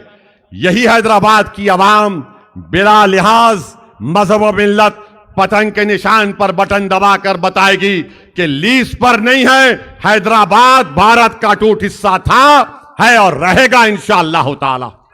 मेरे अजीज दोस्तों और बुजुर्गों, मेरे अजीज दोस्तों और बुजुर्गों, ये एक को आए थे महाराष्ट्र से एक मोहतरमा, आकर 16 सेकंड की बात करे। मेरे को नौजवान फोन करके बोले, असद भाई जरा फिर से बोलना। मेरे भाई बीमारी की हालत में 1 घंटा सुन लिए, ये तकलीफ की हालत है। अगर थोड़ी सी इंशाअल्लाह आपकी दुआओं से राहत मिल जाएगी, मुझे यकीन है कि आपकी दुआओं में असर है। आप दुआ करिए अकबरुद्दीन ओवैसी की सेहत के लिए, अहमद पाशा कादरी की सेहत और उनकी दराजी उम्र के लिए, मुमताज खान साहब की सेहत के लिए। मैं तो सिर्फ यही कहूंगा कि जिन्होंने कहा कि 16 सेकंड दिए तो दोनों भाइयों का काम कर देंगे। कभी कभी मेरे भाई बासी कड़ी को भी उबाल आ जाता, समझे ना, बासी कड़ी को भी उबाल आ जाता। अब दूसरे हैं बीजेपी के कैंडिडेट। न्यूज मिनट एक वेबसाइट है, उनसे पूछा गया मुसलमानों के शादी क्यों करते, तो उन्होंने बोल रहे मुसलमान गोश्त खाते, जज्बाती रहते हैं। अच्छा, तो गोश्त खाने से शादी से क्या ताल्लुक? इसका मतलब यह है कि जिसके पास एक है, जैसा मैं हूं, मैं जज्बाती नहीं हूं? बताइए आप। अच्छा, जिसके पास है मगर घर पे नहीं है, उन्हें क्या है ना? हकीकत बोल रहा हूं, समझे नहीं समझे? या फिर वो भी खोल के बोलूं? अब इन्हों बोल रहे गोश्त खाते। 1-2 मिनट रुक जाएंगे एक नमाज के लिए।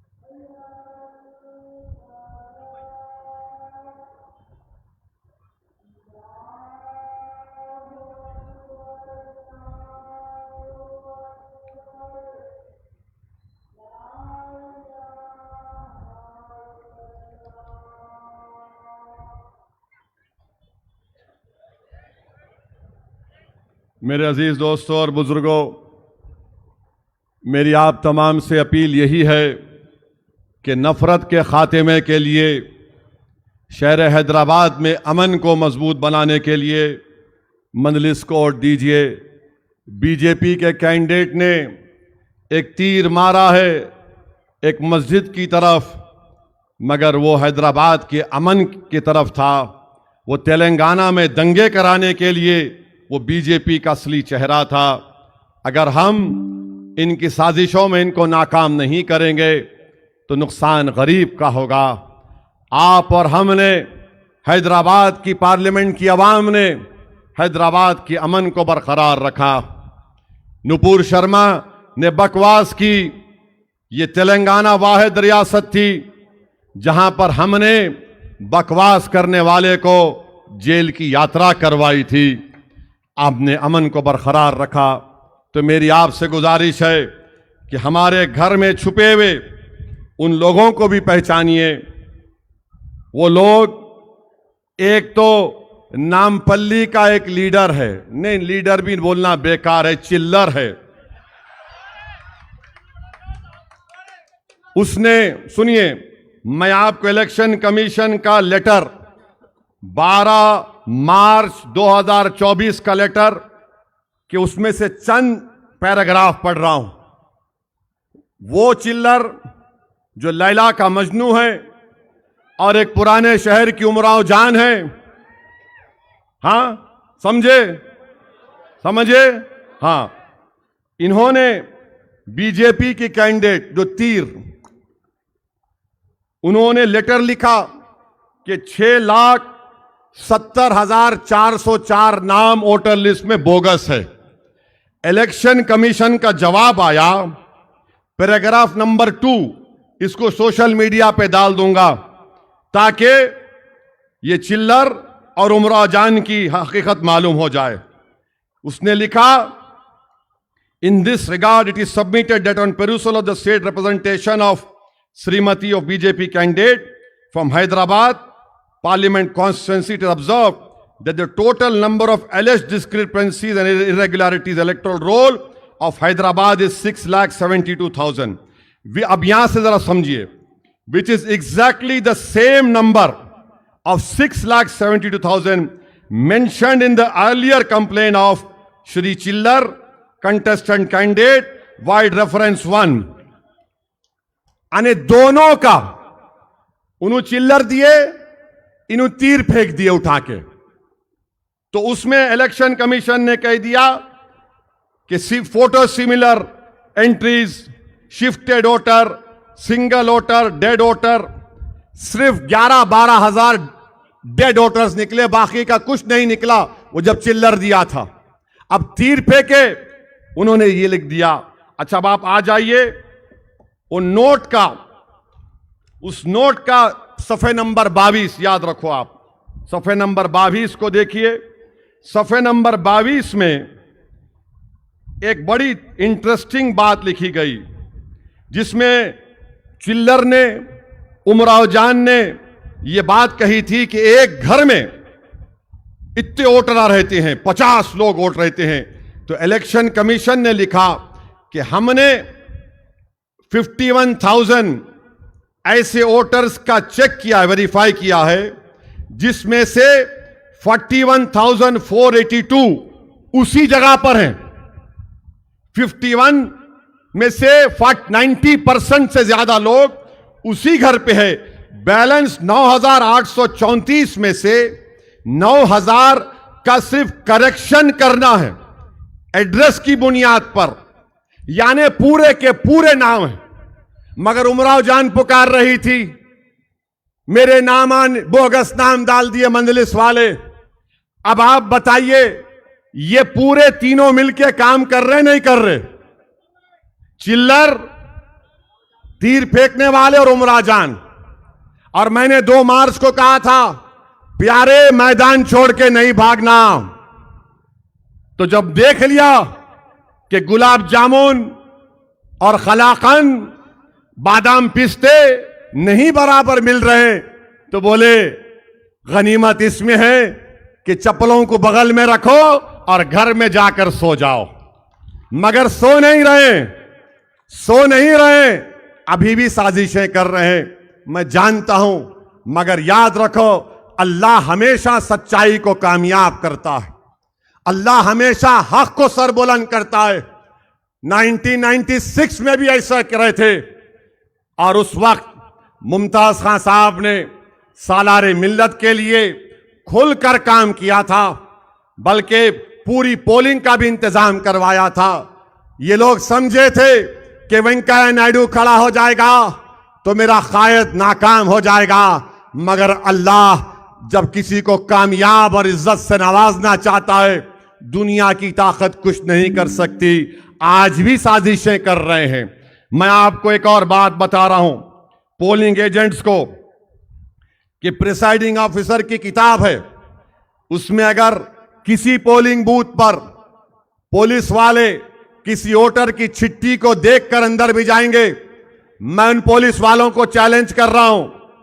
Presiding officer handbook 2023 paragraph number 13.28, जिसमें आइडेंटिफिकेशन ऑफ इलेक्टर्स लिखा हुआ है, और फिर पैराग्राफ नंबर 13.29, इन दोनों में कहीं पर भी यह नहीं लिखा गया कि पुलिस किसी वोटर की चिट्ठी को देखकर उसको भिजा देगी या रोकेगी। तो उम्मीद करते कि पुलिस कानून के मुताबिक काम करेगी। हां, असेंबली इलेक्शन के वक्त एक कोतवाल साहब बड़ी होशियारी करे और उमरा जान को तकलीफ यही हो गई, क्योंकि कहावत है ना, जब कोतवाल हो सैया, तो कोतवाल सैया नहीं है अब। तो उनको लगा हवा भी एक तरफ, सब मोदी के खिलाफ खड़े हो गए। मजलिस ने याकूतपुरे को मजबूत बना दिया। अब इनको समझे कि गुलाब जामुन बादाम पिस्ता भी नहीं मिल रहा है। हद तो यह हो गई कि खजूर की गुटली भी देने को तैयार नहीं था इनको। तो इसीलिए मेरे अजीज दोस्तों और बुजुर्गों, अपने इत्तेहाद को मजबूत रखिए। ये नौजवानों, याद रखो, ये लड़ाई आपके लिए लड़ी जा रही है। मुस्तकबिल आपका है। कहीं आप फार्म हाउस को जाएंगे, मालूम हुआ कि बहुत से फार्म हाउस को जा रहे हैं। अगर आप फार्म हाउस को जाएंगे, कलेक्टर की तरफ से ऑर्डर निकल चुका है कि जो कमर्शियल एस्टेब्लिशमेंट है उसको सबको बंद रखना पड़ेगा। फार्म हाउस में अपने पैसे गारत मत करो, हैदराबाद में रहो, पार्टी को कामयाब करो, वोट डालो। गाड़ी है तो अम्मा को, अब्बा को, बेगम को, भाई बहन को ले जाकर वोट कराओ, मजलिस को कामयाब करो। और मैं आपको बताना चाह रहा हूं आखिर में, मुझे आपने अल्लाह के फजलो करम से मजलिस ने मुझे 5वीं मर्तबा हैदराबाद की आवाम की खिदमत करने का मौका दिया। मैं बहैसियत रुकने पार्लिमान पूरी कोशिश किया हूं और कर रहा हूं कि आपकी तकालीफ और मसाइल को पार्लियामेंट में उठा सकूं। चाहे ट्रिपल तलाक का मसला हो, चाहे यूएपीए का कानून हो, चाहे बैकवर्ड क्लास के रिजर्वेशन लिमिट को बढ़ाने का मसला हो, मजलिस ने हर चीज, हर मसले पर खोल खोल कर इन तमाम चीजों को बयान किया है। मैं अपनी बात को खत्म करने से पहले अवाम के बेहद इसरार पर हावरे पढ़ लेता हूं। हाँ, चाउस शान है, मालिक की शान है। तो अब ये हमारे मोदी साहब कल नको बोले, मोदी जी वो लाल, वो फतेह मैदान में आप बोल रहे नको, अरे वो मैदान तो हमारा है। तो मोदी जी पे अब किस पे बोले सुन लो। हरी सिंह बोले अम्मा बाबा को भूल गया। जरा थक गए क्या? थक गए क्या? सास ससुरों में घुल गया, सारी जनता को हौला बना रहा, हिंदू मुसलमान को लड़ा रहा, शादी करके जोरू को भगाता, एनआरसी बोल के हमको डराता, बार बार बाहर का दौरा करता, जनता के पैसे बर्बाद करता, बेगुनाहों को कैद करता, कातिल और जानियों को छोड़ता, मंगल सूत्रों की झूठी अफवाह उड़ाता, गरीब लोगों का मजाक उड़ाता, लोगों को तकलीफ देके खुश होता, चौकीदार बन के उछल रहा, अपनी औकात भूल गया। तो मेरे भाई 13 के दिन मेरे को नहीं बोलना पड़ेगा, हो रे कहाँ है रे तुम लोग।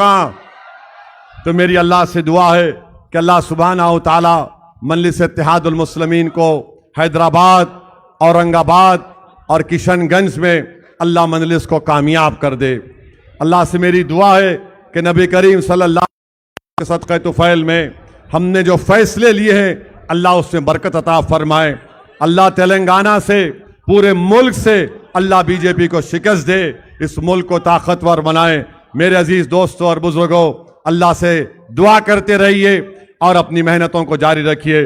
अल्लाहुम्मा सल्ली अला सय्यिदिना मुहम्मदिन अब्दिका रसूलिका नबिय्युम मिन आलिहि वसहबिहि वसल्लम। सुब्हान रब्बिका रब्बिल इज्जति अम्मा यसिफून व सलामुन अलल मुरसलीन वल्हम्दुलिल्लाहि रब्बिल आलमीन।